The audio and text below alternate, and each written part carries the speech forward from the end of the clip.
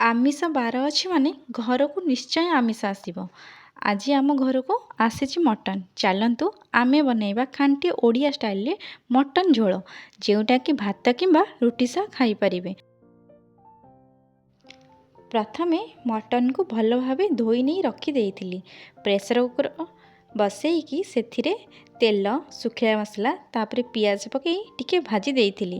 Grinding କରି ରଖିଥିବା ଅଦା ରସୁଣ ପେଷ୍ଟ, ଟମାଟୋକୁ ସେଥିରେ ଦେଇଥିଲି।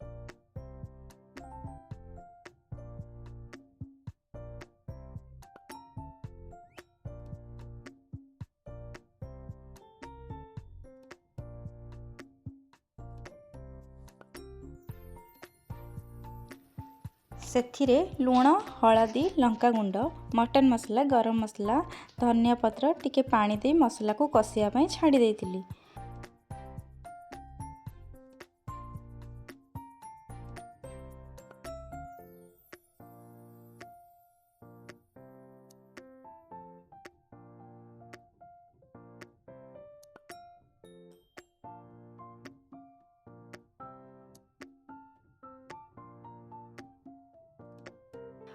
ମସଲା କଷି ସାରିଲା ପରେ ମଟନ୍କୁ ଦେଇ ଭଲ ଭାବରେ କଷି ଦେଇଥିଲି। ମଟନ୍ କଷିଲା ପରେ ଆବଶ୍ୟକ ହିସାବରେ ପାଣି ଦେଇ 4ରୁ 5ଟା ସିଟି ଆସିବା ଯାଏଁ ୱେଟ୍ କରିଥିଲି।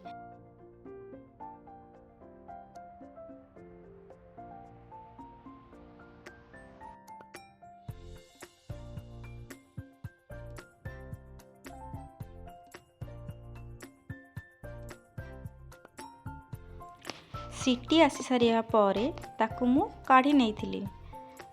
ଏବେ ରେଡ଼ି ପୁରା ଆମର ଖାଣ୍ଟି ଓଡ଼ିଆ ଷ୍ଟାଇଲ୍ ମଟନ୍ ଝୋଳ।